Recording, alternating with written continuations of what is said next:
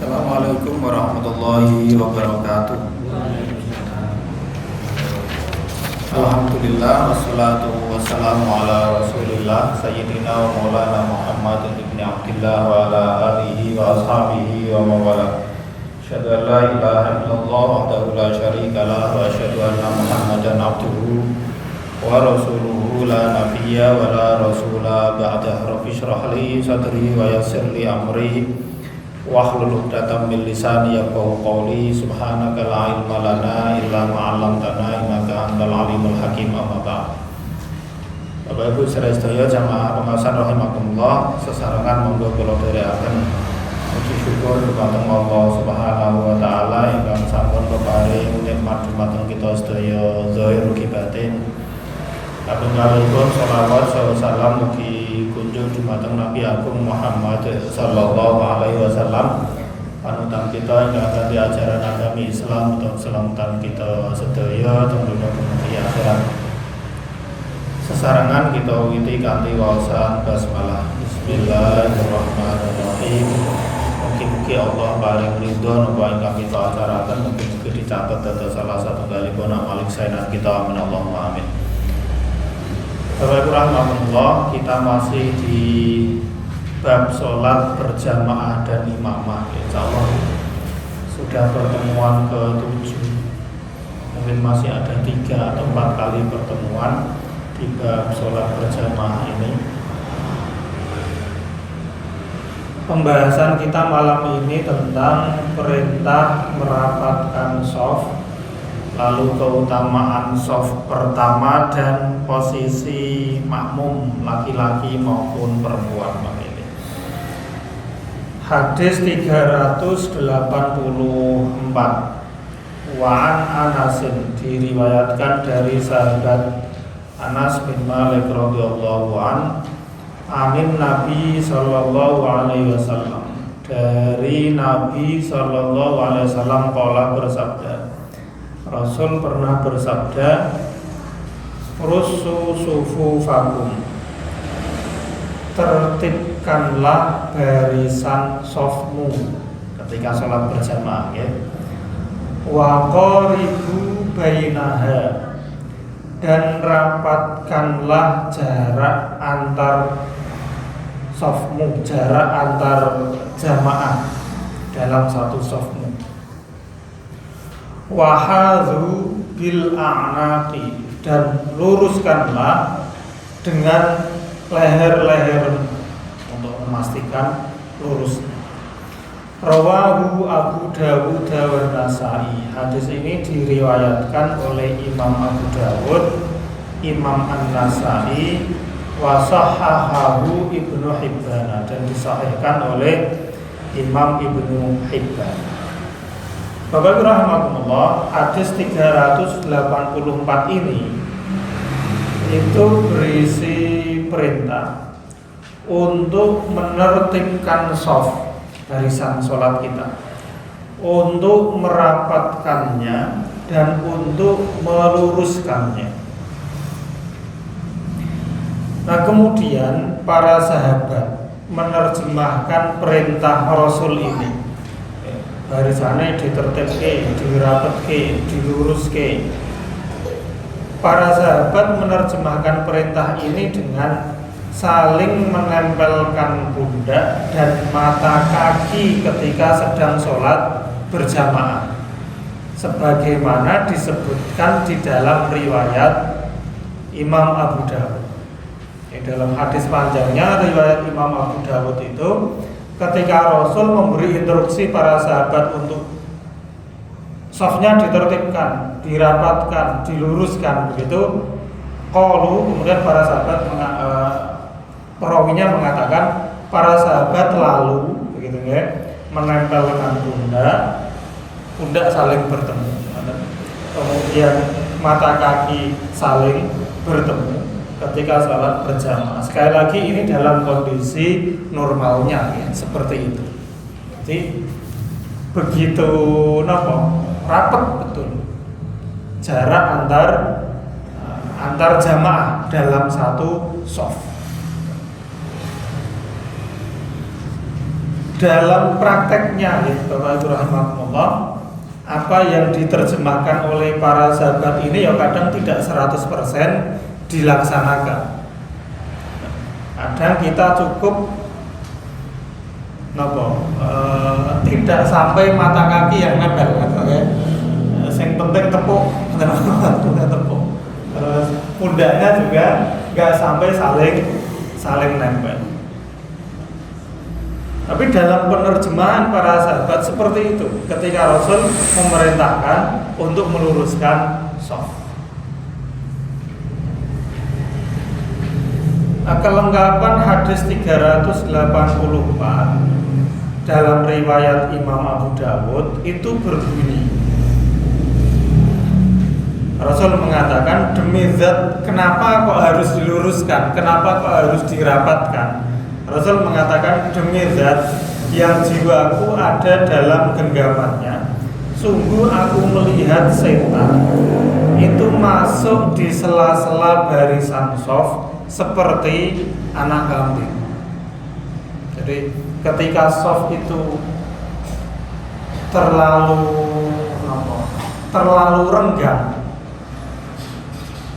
itu setan bisa masuk, seakan-akan digambarkan besarnya setan itu pada hadis ini, lanjutan dari hadis 384, itu seperti seekor anak kambing. Itu dia bisa keluar masuk karena jarak antara softnya terlalu dekat.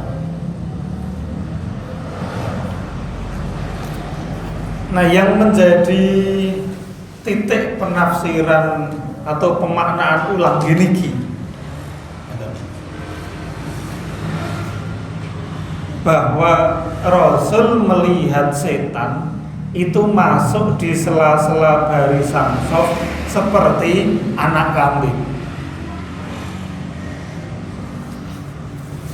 Yang menyebabkan ada penafsiran yang berbeda karena ini, nek jarake kuwi kira-kira anak kambing itu bisa menyelinap di antara dua tempat atau di antara dua orang itu seberapa. Ini untuk pengetahuan kita nih, karena ada yang nopo niku memaknai kenapa tidak benar-benar harus mata kaki ketemu mata kaki, pundak ketemu pundak, itu karena ini Rasul melihat setan itu masuk di sela-sela barisan shaf seperti anak kambing. Sehingga ada yang mengatakan selama barisan itu ketika diuji cobakan dengan anak kambing itu tidak bisa masuk, maka yaitu sudah cukup dianggap sebagai merapatkan barisan.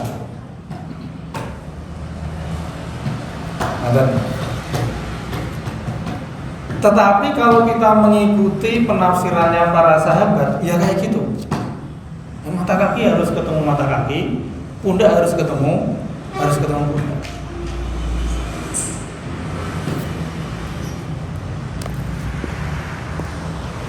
Ya lah monggo niki bahwa ada instruksi dari Rasulullah. Lalu penafsirannya itu ya ada beberapa. Bagi yang letterlock mengikuti sahabat, oke, mereka generasi salafus saleh yang memang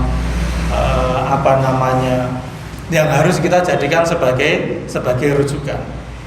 Jadi ketika ada yang memaknai berdasarkan lanjutan hadis 384 itu tadi, ya kita hormati atas dasar ilmu, bahwa kita tidak melakukannya karena kita lebih memilih seperti apa yang disampaikan oleh para sahabat, itu bagus. Tetapi tidak boleh serta-merta kita menyalahkan orang yang menafsirkan sing penting ora sampai iso dinggo lewat anak kambing.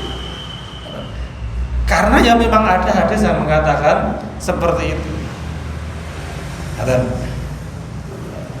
Ya, insya Allah lah di barisan kita ya sudah cukup pas, sudah mendekati kan ya dawuh Kanjeng Nabi itu Wasadidu wa qaribu. Nek iso ya pas panjer. Istilahnya kalau kita nembak itu pas titis, betul-betul di tengah. Tapi kalau kita nggak bisa menembak pas di tengah, wa qaribu, paling tidak mendekati itu. Jangan kejauhan. Sasarannya ada di lingkaran-lingkaran itu, maksudnya nembak ya apa lepas dari sasaran. Jangan. Kalau bisa ya pas, titis, panjer begitu. Tapi kalau nggak bisa, wa qaribu. Karena Bapak Ibu rahimakumullah nggih. Kalau merapatkan barisan seperti ini, hanya kita berikan satu pilihan penafsiran, pundak ketemu pundak, nopo niku mata kaki ketemu mata kaki, dalam prakteknya akan terjadi banyak hal yang itu harus diberi catatan. Sebab ya kadang-kadang kita nggak bisa serta-merta mempraktekkan hal teknis seperti ini dengan sekian alasan. Ya, mungkin bagi orang yang terlalu besar misalnya untuk mata niku nggih berat. Maka ini standarnya. Tapi dalam teknis pelaksanaannya itu akan menjadi beragam. Tapi semampu kita harus merujuk pada ini. Ketika kita tidak hanya merapatkan barisan, itu rujukannya kayak apa? Ini. Jadi mata kaki ketemu mata kaki, pundak ketemu pundak, itu rujukan utamanya. Ketika ada kembangan, oke, selagi masih waqoribu, selagi masih mendekati dari referensi utama ini. Gini gua standare, sementing ora iso tinggo dolanan setan. Dilewati ngoten nggih. Karena ya kalau kita ini hidup di masyarakat yang heterogen, enggak yang satu frekuensi ngoten nggih, itu akan terjadi ya banyak hal yang bisa jadi nggak sesuai. Nah itu loh yang kita harus tenggang rasa dan toleransi dalam hal itu, selagi kita tahu ada dasarnya bahwa oke, memang prinsip kita itu melakukan apa yang dilakukan oleh para sahabat. Penerjemahannya seperti itu. Tetapi berdasar hadis 384 ini ada juga yang memaknai lain, sing penting ora selebar jalan yang bisa dilewati oleh anak kambing. Ya kita harus bisa terbuka ketika di ruang publik, di ruang umum. Kecuali kalau misalnya kita di lingkungan yang sama, dengan pemahaman yang sama, maka oke, kita mempraktekkan. Tapi kalau tidak, ben yo ora padu, ya kita menghormati. Bahwa kita meyakini iso tepuk-tepuk saling ketemu oke. Tapi jangan dipaksakan. Poin kula teng mriku nggih, karena ya pada kenyataannya kita nggak akan tinggal di satu tempat yang memiliki pemikiran yang sama, berbeda-beda.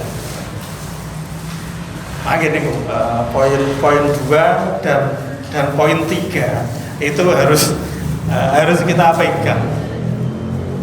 Ini menyangkut ya setiap hari kita menemukan hal yang seperti itu. Lalu kemudian poin yang keempat, termasuk menertibkan shaf adalah menyempurnakan atau mengisi penuh barisan shaf paling depan terlebih dahulu, lalu shaf setelahnya dan setelahnya. Jadi shaf pertama dulu yang diisi penuh. Bila pun ada shaf yang tidak lengkap atau tidak penuh, itu shaf yang paling belakang. Hal ini sebagaimana diriwayatkan oleh Imam Abu Dawud dari sahabat Anas juga. Nah, Bapak Ibu rahimakumullah, barisan shaf yang tertib, yang rapat dan lurus seperti ini itu menyerupai shafnya malaikat yang berbaris di sisi Allah Subhanahu wa taala, sebagaimana diriwayatkan oleh Imam Abu Dawud dari Jabir bin Samurah radhiyallahu anhu. Rasul pernah mengatakan ketika sebelum sholat, apa kalian ini nggak bisa berbaris seperti barisannya para malaikat? Lalu para sahabat menanyakan, dan seperti apa barisannya malaikat itu? Yaitu yang tertib, rapat, lurus. Sebagaimana ini, Rasul sufufakum wa qaribu bainahuma wa hazu bilang. Nah, Bapak rahimakumullah, mengisi shaf yang masih bolong itu memiliki keutamaan yang besar. Sebagaimana diriwayatkan oleh Imam Tabrani di dalam kitab Al-Awsatnya dari Abdullah ibnu Umar, bahwa tidak ada langkah yang lebih banyak mendatangkan pahala daripada langkah seseorang untuk menutup lubang pada shaf. Juga disebutkan dalam hadis dari Sayyidah Aisyah bahwa Rasul bersabda, siapa yang menutup lubang pada shaf, maka Allah karenanya akan meninggikan derajat orang itu satu tingkatan. Meninggikan satu tingkatan. Yang dimaksud dengan menutup lubang itu apa? Ya kadang-kadang kita ketika berjamaah niku ada salah seorang jamaah yang mungkin di depan kita itu batal atau apalah, sehingga dia mufaraqah, meninggalkan shaf, pergi keluar. Ini kan ada kekosongan. Ketika memang jamaah yang di depan kita itu nggak ada yang bergerak, maka mestinya yang berada persis di depan tempat yang kosong itu dia maju ke depan. Kalau jamaah yang sebarisnya ini bergerak, mestinya kan ya, mestinya ketika yang kosong itu di tengah, jamaah itu akan mengisi kekosongan itu. Yang sebaris mestinya gitu akan mengisi kekosongannya. Nah, ketika jamaah yang sebaris itu mengisi kekosongan, maka pasti ada satu ruang yang bisa diisi oleh jamaah di belakang. Di mana ruang itu kosong ya, jamaah yang di belakangnya dan itu mestinya yang akan mengisi. Nah, standarnya kan dari tengah kemudian ke samping kanan dan kiri. Itu yang harus kita isi. Diisi penuh, kalaupun nanti ada yang tidak penuh, itu berarti shaf yang paling belakang. Tidak penuh, mungkin hanya diisi 1-2 orang saja atau 3 orang. Terkait dengan satu jamaah yang sholat sendirian, nggak ada temannya, insya Allah nanti ada di belakang ada penjelasannya bagaimana ketika ada orang menjadi makmum telat sendirian, sholat dewean, koyok-koyok dia sholat munfarid karena nggak ada temannya. Apakah jawil yang di depan lalu untuk menjadi temannya di belakang atau seperti apa? Itu insya Allah nanti ada tuntunannya. Tapi yang jelas bahwa termasuk napa niku menertibkan barisan itu adalah mengisi shaf yang masih berlubang, dan itu ada keutamaan, punya keutamaan yang begitu besar. Sehingga baris lurus yang lubang-lubang diisi. Ini kok hadis 384. Lalu kemudian kita lanjut Bapak rahimakumullah, hadis 385 ya. Wa an Abi Hurairah radhiyallahu anhu qala, dari sahabat Abu Hurairah radhiyallahu anhu berkata, qala Rasulullah sallallahu alaihi wasallam, Kanjeng Nabi bersabda, khairu sufufir rijali awwaluha, sebaik-baik shaf bagi jamaah laki-laki itu adalah shaf terdepan, shaf pertama. Wa syarruha akhiruha, dan seburuk-buruk shaf bagi jamaah laki-laki itu adalah shaf yang paling akhir. Sebaliknya, wa khairu sufufin nisa'i, sebaik-baik shaf jamaah perempuan yang di dalam jamaahnya itu ada jamaah laki-laki, kan? Itu akhiruha, yang paling belakang. Mangke terus aja rebutan sing mburi lho ya, terus ora gelem maju. Wa syarruha awaluha, dan seburuk-buruk jamaah perempuan yang di dalam jamaah itu ada jamaah laki-laki, itu awaluha, yang paling awal atau yang paling depan. Rawahu Muslim, diriwayatkan oleh Imam Muslim. Faedahnya Bapak Ibu rahimakumullah, hadis ini menunjukkan bahwa sebaik-baik shaf bagi laki-laki itu shaf pertama, karena pahalanya paling banyak. Dan seburuk-buruk shaf bagi laki-laki adalah shaf terakhir, karena pahalanya paling sedikit.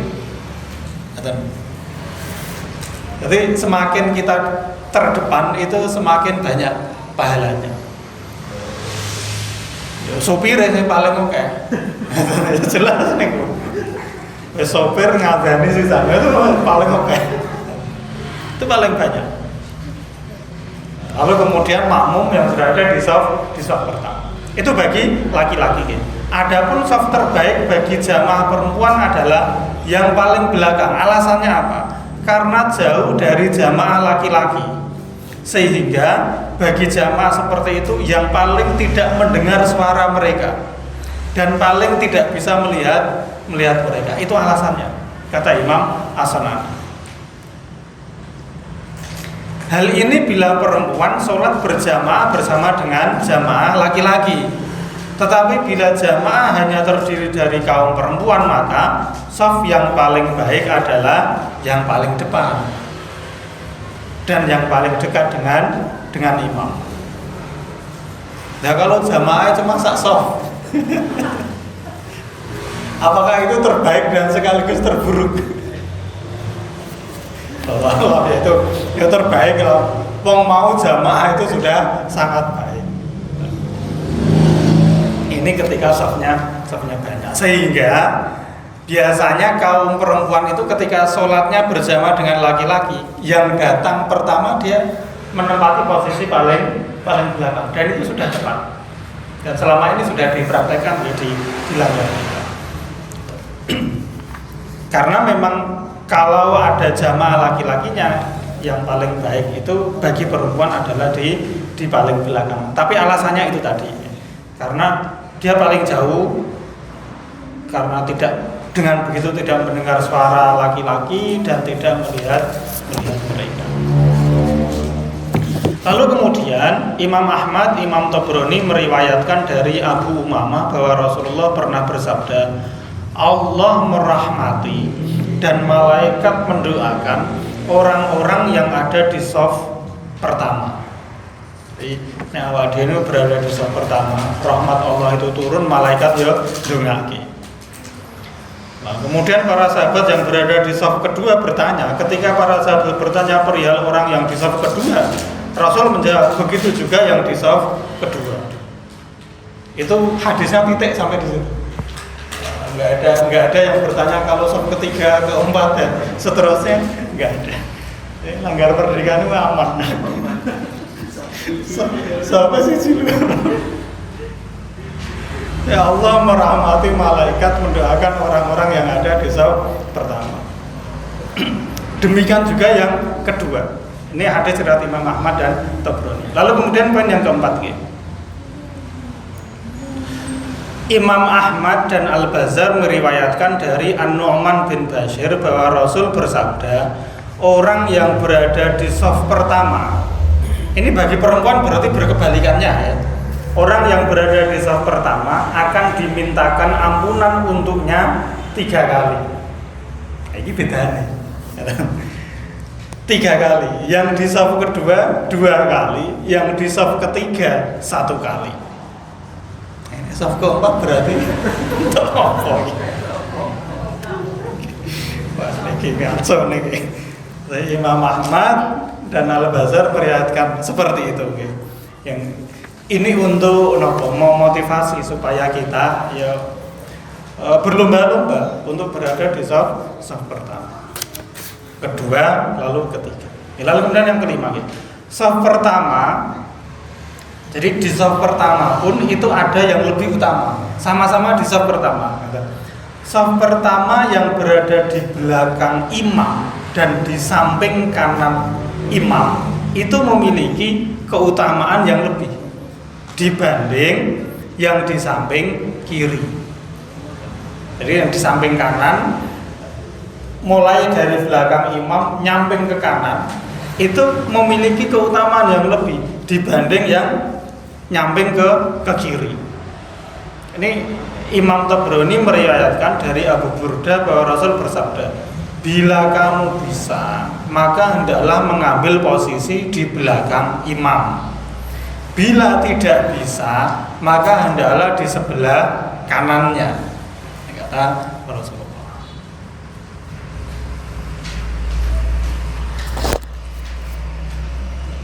Lalu kemudian Bapak rahmatullah dalam poin yang ke-6, ya, dalam riwayat Imam Muslim dari Abdullah bin Mas'ud disebutkan bahwa Rasulullah bersabda, tapi ya, yang di belakang imam pas itu juga jangan sembarangan orang begitu, karena dia punya fungsi untuk misalnya imam batal, nanti lalai nonggurin imam cah cilik-cilik lah terus piye ngeten ini kan, ya nggak bisa seperti itu. Maka ya harus ada orang tertentunya. Dalam riwayat Imam Muslim ini dikatakan bahwa Rasul bersabda, hendaklah yang berada tepat di belakang sholatku, berarti yang di shaf pertama, khususnya yang di belakang imam, adalah orang dewasa yang memiliki kecerdasan ulun nuha, dan orang yang sudah berakal di antara kalian, baru kemudian orang yang sesudah mereka. Ya, jadi intinya yang berada di shaf pertama itu kalau bisa orang-orang yang dewasa, orang-orang yang sudah paham fikih sholat berjamaah. Atau nopo imam-imam pengganti atau yang lain-lain yang sudah dewasa. Intinya jangan anak-anak.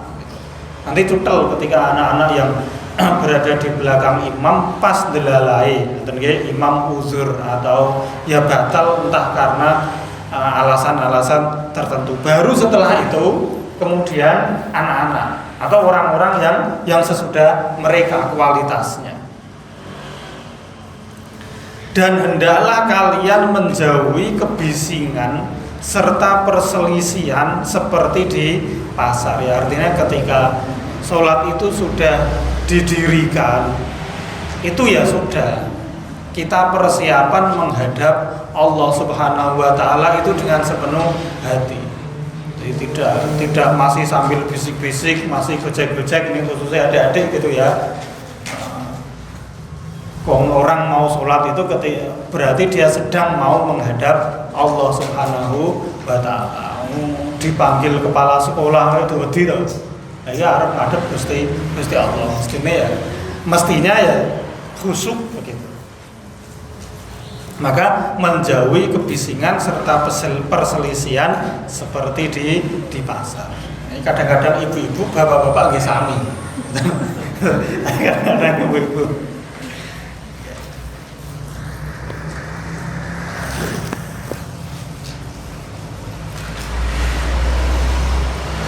Insya Allah nih, poin yang ketujuh ini sama, berarti sama dengan poin yang kedua nih. Shaf terbaik jamaah perempuan yang paling belakang karena jauh dari jamaah laki-laki, yaitu sama gitu, seperti di poin yang kedua. Ini ketika memang jamaahnya bagi ibu-ibu bareng dengan kaum laki-laki. Tapi kalau ada kan langgar khusus perempuan, nah, itu wonten dulu di Purwotaman itu wonten